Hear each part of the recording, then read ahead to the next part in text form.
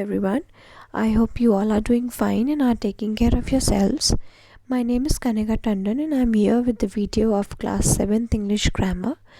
In our last video, we have completed till chapter number 12 and today we are going to start a new chapter, which is chapter number 13, Nonfinite Verb.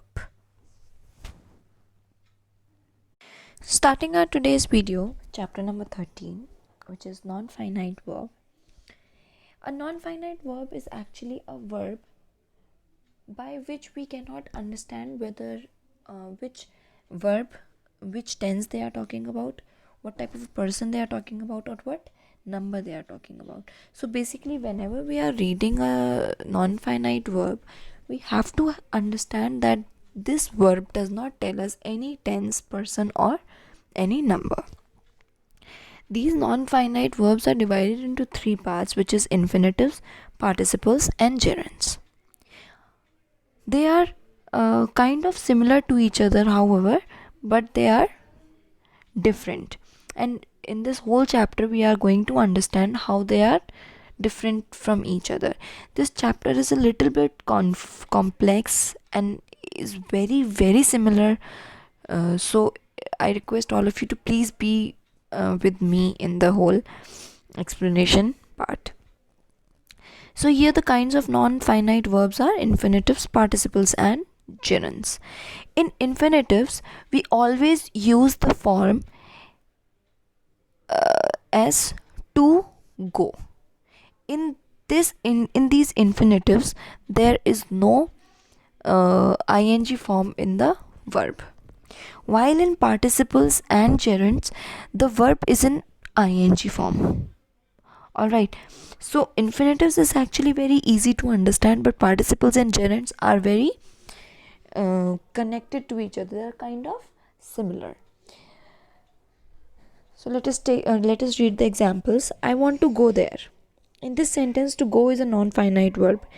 All the verb are a non-finite verb, but we have to understand how different they are to each other. So in this sentence, to go is a non-finite verb. It is an infinitive, that is the base form of the verb.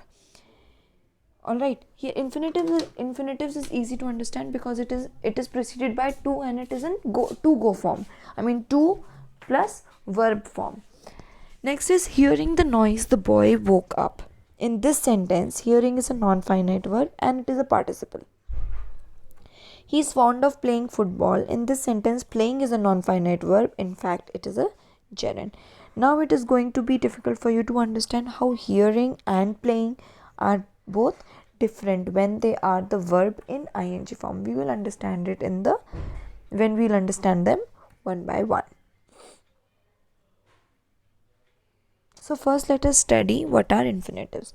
Infinitives form of the verb is the verb in its base form preceded by to. Easy to understand that here the verb is whenever the verb is preceded by to, that is the infinitive form of the verb. Starting our today's video, chapter number 13, which is non-finite verb. A non-finite verb is actually a verb by which we cannot understand whether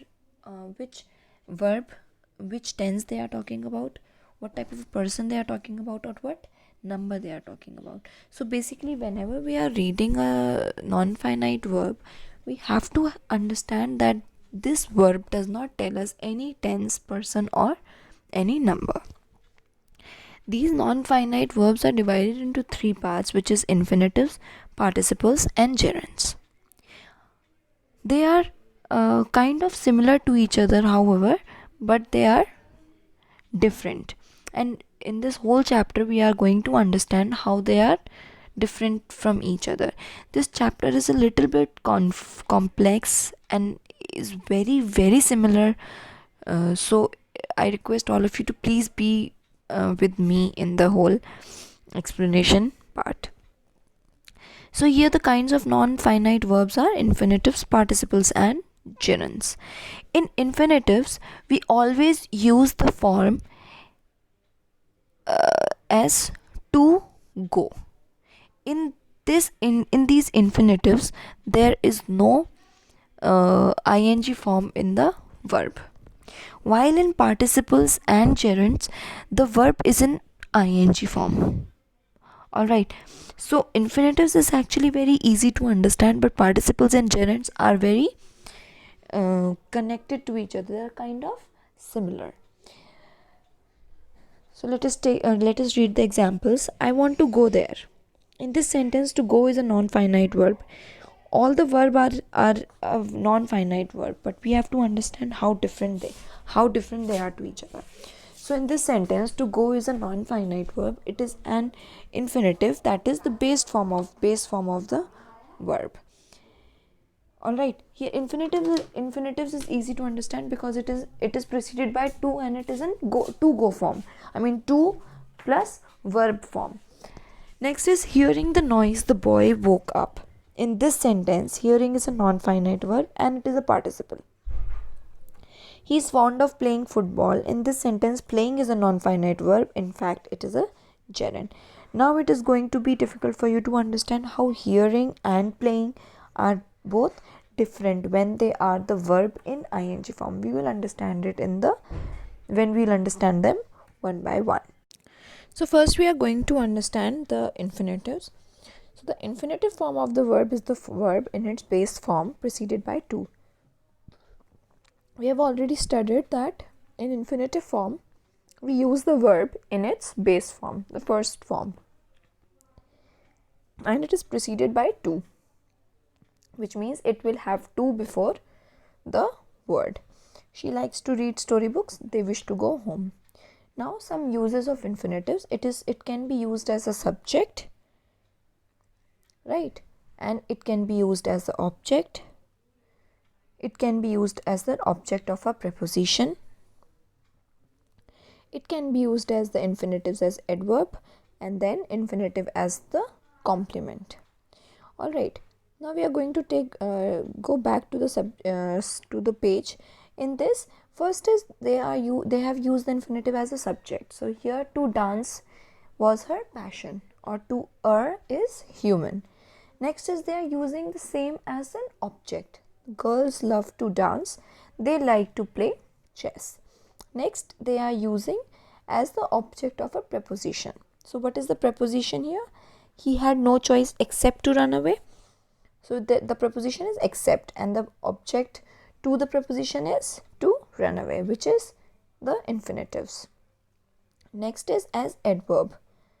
As we all know, an adverb usually modifies a verb. An adjective or another adverb tells us where, when, where, how, in what manner, or to what extent an action is performed. You already know what an adverb is, right? It adds meanings to the verb. It can adverb tell us that how the thing has been done, manner, the quality, time, place, date.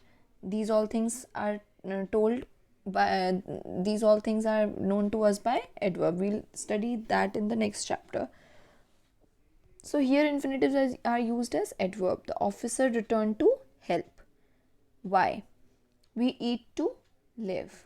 Why? Right? So this tells us the adverb. And now infinitive is the complement of the verb. When her greatest pleasure is to swim. In this sentence, to swim is the complement of the verb. Now some are the bare infinitives. What are bare infinitives?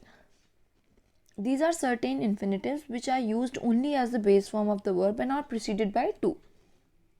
They are called bare infinitives. So these are the infinitives that are not preceded by to but are used as the base form of the verb. These are used with the modals and the auxiliary verbs like can, could, may, might, must, etc. And some verbs also: bid, dare, need, hear, let's, make, see, rather than, would rather, had better, soon, sooner than. So these are the verbs and modals or auxiliary verbs in which the infinitives are not preceded by to. They are used as the first form only. Right. Now coming on to the participle. So the participle partakes of the nature of both a verb and an adjective. Now these participle actually works as an verb and an adjective both. Now these are also divided into three parts: present participle, past participle, and present participle, past participle, and perfect participle. So first one is the present participle. In this, it is a non-finite verb which ends in the ing form. It also works as an adjective, like hearing the noise, the people woke up. I saw a monkey climbing up on the tree. Now the uses are, the present participle may be used as an adjective before placed before the noun it qualifies, and predictively qualifying the subject or the object.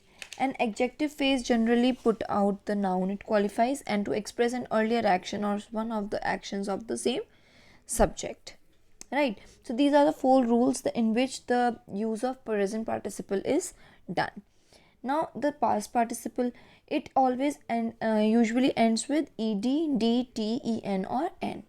So the past participle denotes an action or the scene which is completed, like the broken glass, the wounded soldier. If the past participle is formed from a transitive verb, it is in passive form. The broken glass, the wounded soldier. Also, the past participle form of verb is used in grammatical structures such as passive and the perfect tenses. As a non-finite verb, it qualifies a noun only. Alright, so the past participle forms a verb in a very grammatical situation, when there is an adjective, when there is a noun, when there is it is in the passive voice or in perfect tense. But whenever it is used as the non-finite verb, it only qualifies a noun. Right, and the perfect participle is in adding of these 2 simple participles. There is also a perfect participle in which we use having plus verb, and the verb in the third form. All right, like finish, finished, finished. So here we are using having finished his homework, Amit was ready for play. Here having is in the ing form, which shows that it is a participle, and finished show the verb in the third form, it shows that it is in perfect participle. Next one is the gerund. The gerund is the base form plus ing, such as flying, dancing, etc. The gerund always has same function as the noun, although it looks like a verb. A gerund may be used as a subject of the sentence, as a complement of the verb, and object of a preposition. It has the same functions of an infinitive, but it is written in the ing form, while infinitive is written in the to is preceded by to, and the base form of the verb. The base form is actually preceded by to. So the correct usage: first, present participle does the work of an adjective, but a gerund does the work of a noun. So the confusion that we had in the starting, that both participle as well as gerund, they both use the verb in the ing form.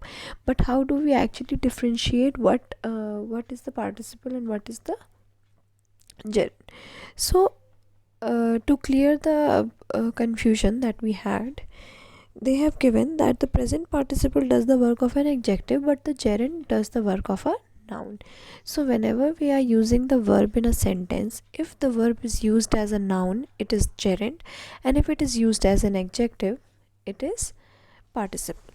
For example, I enjoy singing. Here with the verb enjoy, singing is used as an object, so it is used as a noun, so it is a gerund. While she is a singing girl, here singing describes the type of she describes the girl, so which is singing is definitely an adjective, so here singing is present participle. Second, both gerund and infinitives are used as a subject, but the use of gerund is more common. Here infinitive and gerund both can be used as a subject, but gerund is more common. Why? Because to walk is a good exercise. It is the correct sentence, but walking is a good exercise is something we generally use. In questions, we always use infinitives. Whenever we are writing questions, we always use infinitive, like is it divine to forgive? Next is, only gerund is used after prepositions. So after prepositions, we only use gerund, not participle. Some verbs such as avoid, enjoy, like, mind, etc. are followed by gerund. He avoided talking to them. We enjoy hiking. She likes listening to music. Do you mind waiting here for a few seconds? Some verbs are followed by infinitive. Agree, appear, ask, begin, decide, demand, fail, hope, like, plan, etc. These are I agree to abide by the rules. Some verbs such as smart, stop, remember, etc. are followed by both. It can be used as infinitive as well as it can be used as gerund. The infinitive form are used after some adjectives: disappointed, glad, happy, pleased, sad, surprised, relieved. So he was disappointed to find that they had already gone. She was glad to see me. I know that this chapter was a bit tricky, but I hope that you all have understood it. Now coming on to the exercise part of this chapter. Dash is a very bad habit. So here we can also use to lie, but gerund is something we generally use, so we will use lying. She is used to walk long distances. Next is exercise number B. Fill in the blanks with suitable gerund or infinitive. So we can write fill in the blanks with both gerund and infinitive. I like playing with dolls. You can also write to play, but here we will use playing. I can't afford to maintain a luxury car. He is fed up telling his son to study hard. He is bold enough to deliver the speech. He is afraid of flying in the aeroplane. Next is fill in the blanks with suitable non-finites. We have to use the non-finite verbs. We can use the participle, gerunds, or infinitive, all the three. He is interested in writing poems. Mummy, I need to buy some notebooks. He is busy watching television. It's my pleasure inviting you. Getting success was difficult.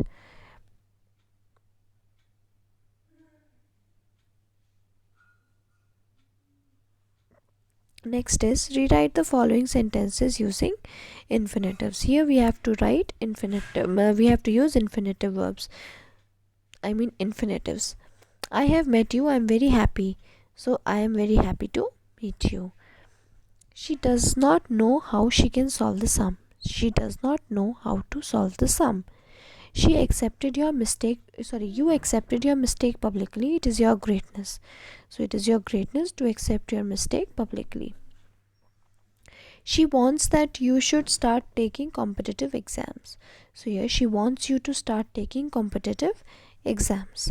He is so strong he can easily win the match. So he is too strong to win the match easily. Next is we have to join the pair of the sentence using suitable gerunds. Now we have to use the gerunds and join the sentences. I read poetry. I like it. So I like reading poetry. He goes to the movies. He enjoys it. So he enjoys going to the movies. I collect stamps. I'm interested in it. I am interested in collecting stamps. They play basketball. It takes up too much of their time. So it takes much of their time playing basketball. He was punished. He was telling a lie. So he was punished for telling a lie. Here lies will not be the answer. It will be lie. Correct and rewrite the following sentences. So it was a pleasure to meet you. So it was a pleasure meeting you. To swim is a very good exercise. Swimming is a very good exercise. Respecting our parents is our duty. To respect our parents is our duty. Your tattering coat needs mending, so you should mend your tattering coats. Mangoes are good eating. Mangoes are good to eat. With this, our chapter is over and also our video. I hope that you all have understood this chapter, and I also hope that you will complete your this work in your book. And I will see you all in my next video with the next chapter, that is chapter number 14, adverb.